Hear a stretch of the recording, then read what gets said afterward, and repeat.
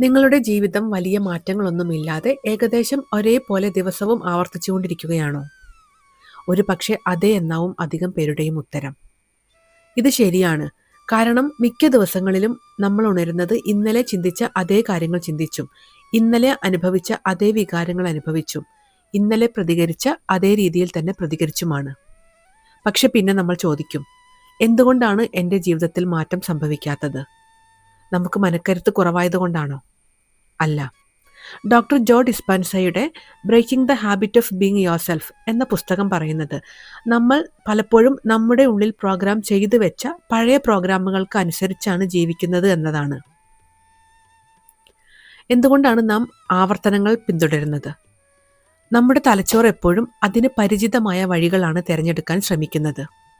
അതുകൊണ്ട് ഒരേ ചിന്തകളും ഒരേ വികാരങ്ങളും ഒരേ പ്രവൃത്തികളും വീണ്ടും വീണ്ടും ആവർത്തിച്ചു വരുന്നു. ഇങ്ങനെ ആവർത്തിക്കുമ്പോൾ അവ തലച്ചോറിലെ ശക്തമായ ന്യൂറൽ പാതകളായി മാറുന്നു. നമ്മുടെ ശരീരത്തിലെ മുഴുവൻ പ്രവർത്തനങ്ങളെയും നിയന്ത്രിക്കുന്ന തലച്ചോറിലെ കോശങ്ങൾ വിവരങ്ങൾ കൈമാറുന്നത് ഈ ന്യൂറൽ പാത്വേസിൽ കൂടെയാണ്. ഒരർത്ഥത്തിൽ നമ്മുടെ തലച്ചോറ് നമ്മുടെ ഭൂതകാലത്തിന്റെ ഒരു രേഖയാണ്. കാരണം ഓരോ തവണയും പഴയ കാര്യങ്ങൾ വീണ്ടും വീണ്ടും ചിന്തിക്കുമ്പോൾ പഴയ ന്യൂറൽ പാത്വേസിനെ നാം കൂടുതൽ ശക്തമാക്കുന്നു. അങ്ങനെ പതുക്കെ നാം അറിയാതെ തന്നെ നമ്മുടെ ഭൂതകാലത്തിന്റെ അടിമകളായി നാം മാറുന്നു. അതുകൊണ്ടാണ് ജീവിതം പലപ്പോഴും റിപ്പീറ്റ് മോഡ് പോലെ തോന്നുന്നത്. അപ്പോൾ മാറ്റം എവിടെയാണ് തുടങ്ങേണ്ടത്? നമ്മുടെ പുറംലോകം മാറുമ്പോഴല്ല, നമ്മുടെ ഉള്ളിൽ പുതിയ അനുഭവങ്ങൾ സൃഷ്ടിക്കാൻ തുടങ്ങുമ്പോഴാണ്. ഡോക്ടർ ജോ ഡിസ്പെൻസ അദ്ദേഹത്തിന്റെ പുസ്തകത്തിൽ പറയുന്നത്, നമ്മുടെ ജീവിതത്തിൽ മാറ്റം വരുത്താൻ നമ്മുടെ ശരീരത്തിനും ചുറ്റുപാടുകൾക്കും അതീതമായി ചിന്തിക്കാൻ പഠിക്കണമെന്നാണ്. ധ്യാനം പോലുള്ള പരിശീലനങ്ങളിലൂടെ നമ്മുടെ മനസ്സ് ശാന്തമാവുമ്പോൾ നമ്മുടെ പഴയ ചിന്താരീതികളെ തിരിച്ചറിയാനും കൂടുതൽ ബോധപൂർവമായ പുതിയ പ്രതികരണങ്ങൾ പരിശീലിക്കാനും നമുക്ക് കഴിയും. അതാണ് മാറ്റത്തിന്റെ തുടക്കം. ഒരു നിമിഷം ചിന്തിച്ചു നോക്കൂ, നിങ്ങൾ ആയിത്തീരാൻ ആഗ്രഹിക്കുന്ന ആ വ്യക്തി എങ്ങനെയായിരിക്കും? അവർ എങ്ങനെ സംസാരിക്കും? അവർ എങ്ങനെ ചിന്തിക്കും?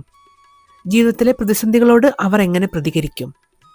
ഇത് വെറും ഭാവനയോ സങ്കല്പമോ അല്ല. കായിക താരങ്ങളും സംഗീതജ്ഞരും പ്രാസംഗികരും വർഷങ്ങളായി ഉപയോഗിക്കുന്ന ഒരു രീതിയാണ് ഇത്. ഇതാണ് മെന്റൽ റിഹേഴ്സൽ. നിങ്ങൾ ആരായി തീരാൻ ആഗ്രഹിക്കുന്നോ ആ ഭാവിയിലെ വ്യക്തിയെ വ്യക്തമായി നിങ്ങളുടെ മനസ്സിൽ കാണുകയും ആ അനുഭവം മനസ്സിൽ പരിശീലിക്കുകയും ചെയ്യുമ്പോൾ നിങ്ങളുടെ തലച്ചോറിൽ പുതിയ ന്യൂറോ പാത്വേസ് രൂപപ്പെടാൻ തുടങ്ങുന്നു.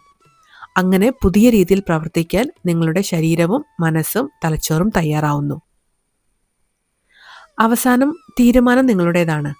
പഴയ വ്യക്തിയായി തുടരണോ, അതോ നിങ്ങൾ ആകാൻ ആഗ്രഹിക്കുന്ന ആ വ്യക്തിയിലേക്കുള്ള ആദ്യ ചുവട് ഇന്ന് തന്നെ വെക്കണോ? ഓർമ്മിക്കൂ, ജീവിതം മാറണമെങ്കിൽ ആദ്യം മാറേണ്ടത് സാഹചര്യങ്ങളല്ല, നമ്മുടെ ചിന്തകളാണ്. ഇന്ന് ഒരു പുതിയ ചിന്ത തിരഞ്ഞെടുക്കൂ, ഒരു പുതിയ പ്രതികരണം തിരഞ്ഞെടുക്കൂ, ഒരു പുതിയ ശീലം തിരഞ്ഞെടുക്കൂ. കാരണം നാം ആരാവാൻ ആഗ്രഹിക്കുന്നോ ആ വ്യക്തിയായി നമ്മെ മാറ്റാൻ മറ്റാർക്കും കഴിയില്ല.